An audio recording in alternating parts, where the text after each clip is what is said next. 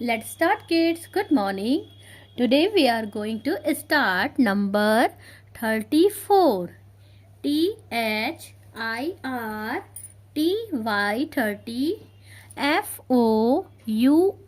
FOUR 34. Let's start. यहाँ पर आप लोगों को पहले 3 बनाना है, उसके बगल में 4. ये है आपका 34. 3 4 34. 3 4 34.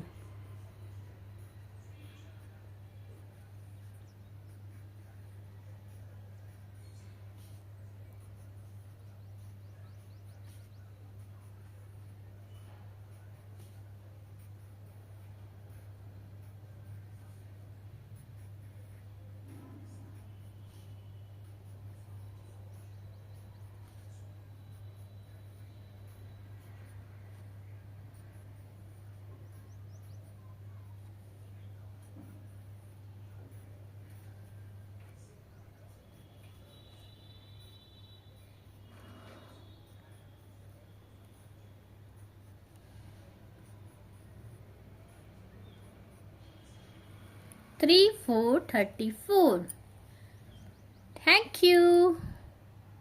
वीडियो अच्छी लगे तो please like and subscribe. Thank you.